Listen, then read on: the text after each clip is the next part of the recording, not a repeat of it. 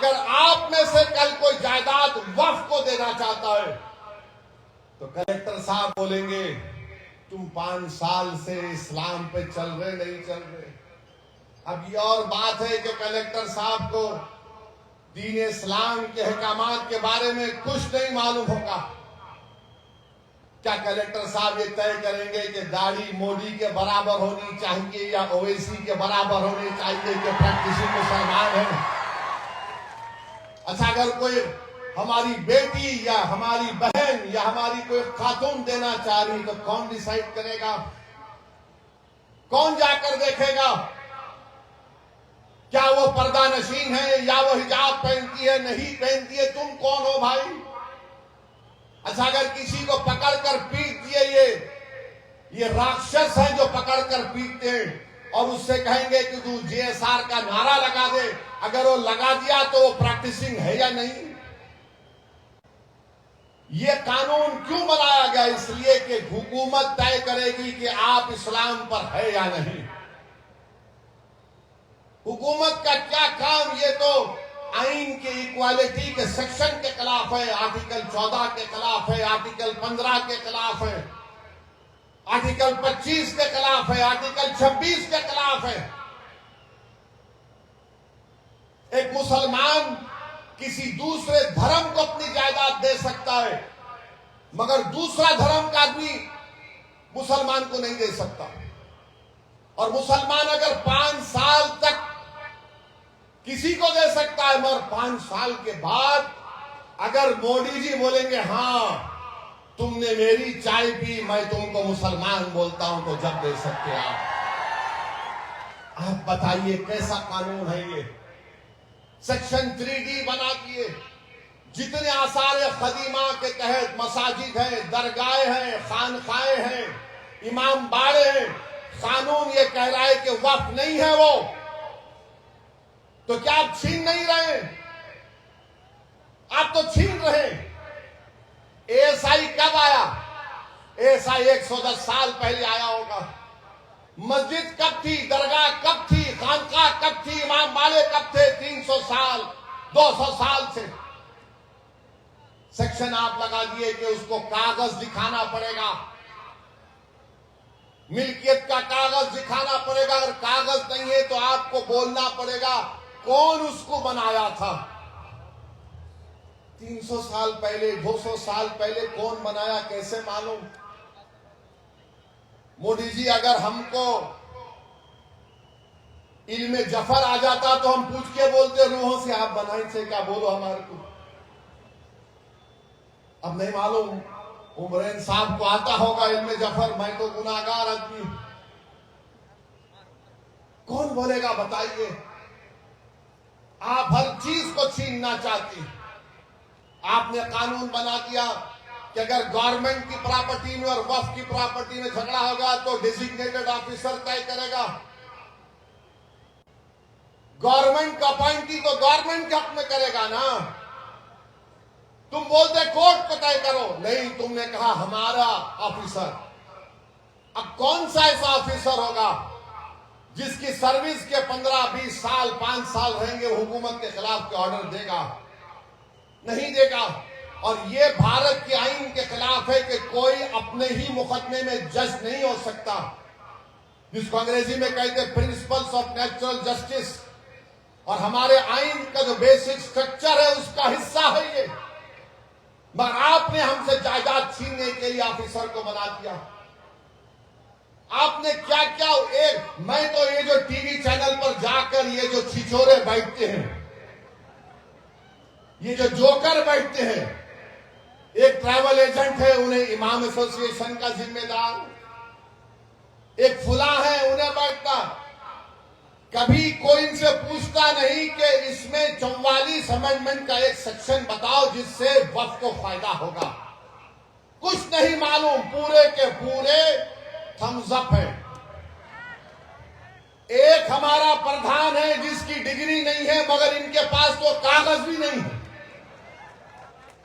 कुछ नहीं है इनके पास, वो भी नहीं है, वो भी नहीं है। जिसको पढ़ना लिखना नहीं आता वो पढ़े लिखों से ज्यादा ज़हीन होता, उन्हें बोलता मेरी जमीन कागज पढ़ो। और ये बैठकर ये जो आज बीजेपी की तारीफ कर रहे हैं, याद रखो ये वक्फ की जायदाद का मालिक अल्लाह है, अल्लाह रहेगा। ये तुम्हारी अम्मा के महर में नहीं आया है, सो याद रखो।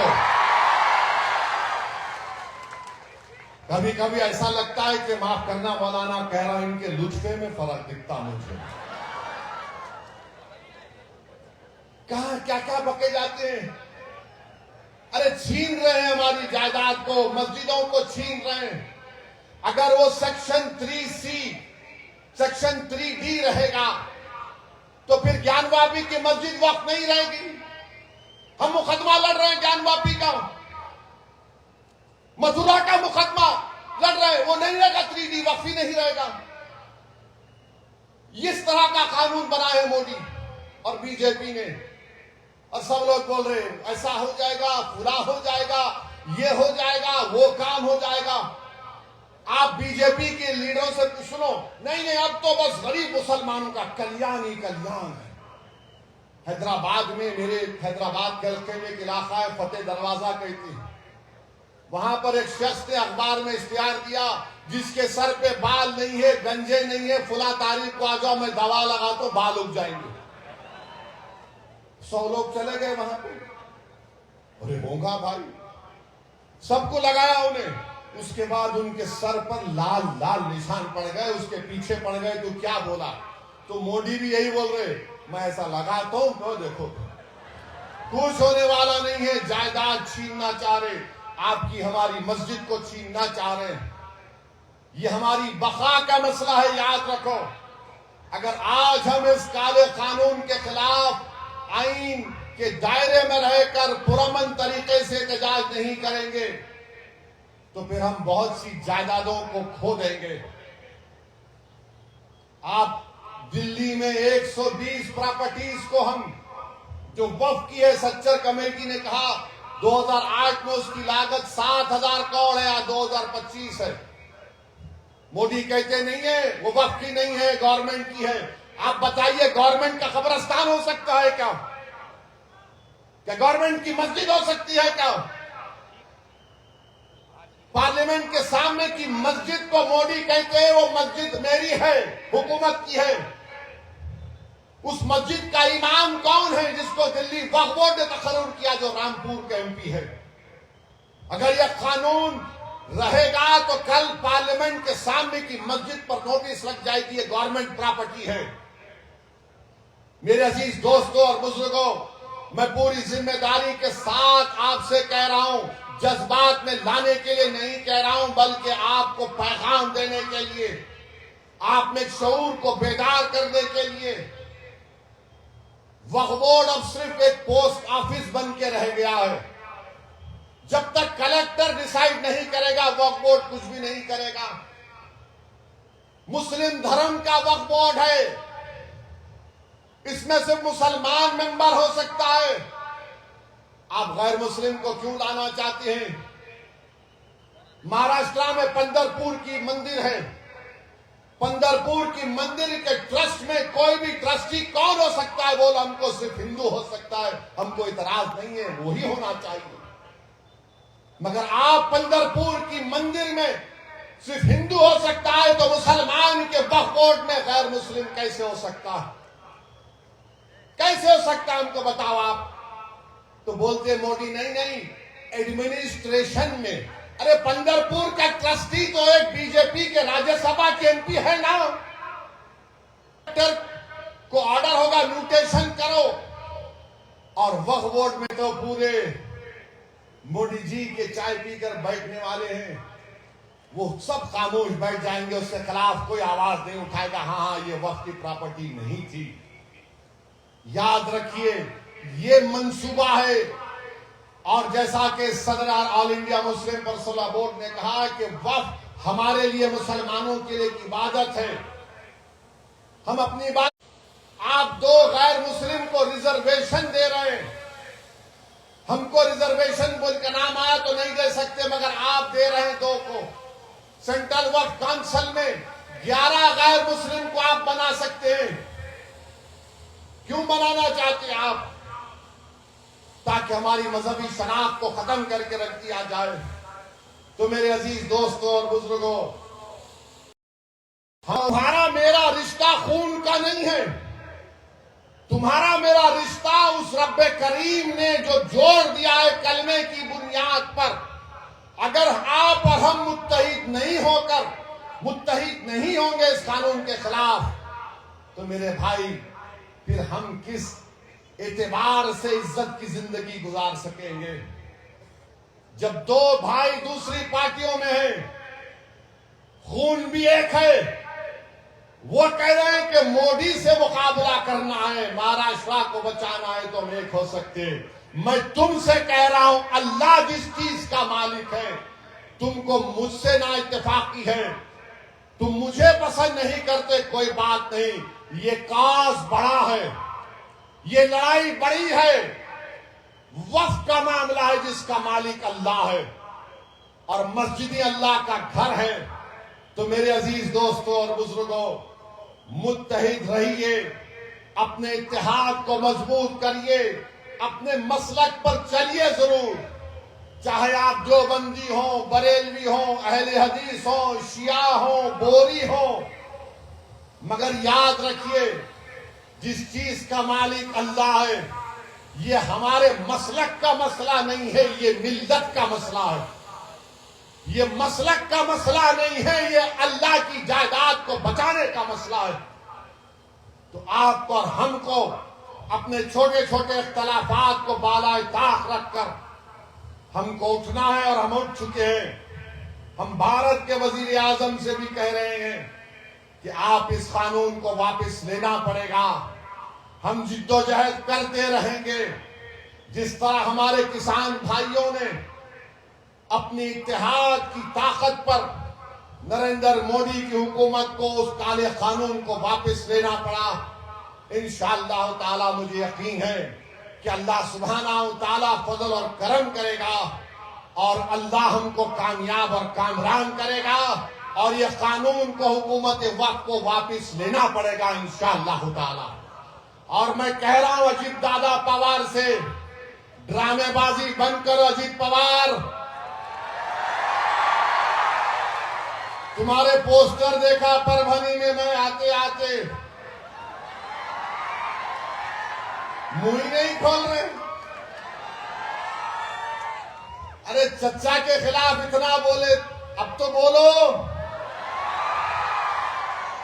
नीतीश कुमार, याद रखो, नीतीश कुमार भारत का मुसलमान और भारत के हमारे वो हिंदू भाई जो बड़ी तादाद में सेकुलर हैं, भारत के हमारे दलित भाई, आदिवासी भाई, नीतीश कुमार को कभी माफ नहीं करेंगे। तुम समझे नहीं, तुम बदले नहीं। तुम हमेशा पीठ पर खंजर मारते थे, खंजर मार रहे हो। जयंत चौधरी से कह रहा हूं, अरे मुसलमानों की खातिर नहीं तो अपनी दादा की विरासत को तो बचा लो। चौधरी चरण सिंह की विरासत को बचा लो तुम। क्या तुम्हारे दादा आज जिंदा रहते तो क्या यह कानून की तायीद करते? और वो चंद्राबाबू नायडू, याद रखो चंद्राबाबू नायडू, तुमने इस कानून की तायीद करके अपने बेटे के सियासी कैरियर को नेज़े पे लगा दिया। तुमने तायीद, अगर तुम तायीद नहीं करते, अगर अजीत पवार, नीतीश कुमार, चंद्राबाबू नायडू, जयंत चौधरी और चिराग पासवान, रामविलास पासवान के बेटे क्या कर रहे हैं लोग, याद रखो नुकसान आपका होगा। इस मुल्क में इख्तिदार किसी के पास हमेशा नहीं रहेगा। इख्तिदार अल्लाह की तरफ से दिया जाता है, लिया भी जाता है। तो मेरे अजीज दोस्तों और बुजुर्गों, मेरी आप तमाम से गुजारिश है कि मुत्तहिद रहिए। और 30 तारीख को बत्ती गुल, 30 तारीख के दिन बत्ती गुल का प्रोग्राम है। लाइट बंद करेंगे ना मेरे भाई? लाइट बंद करेंगे ना?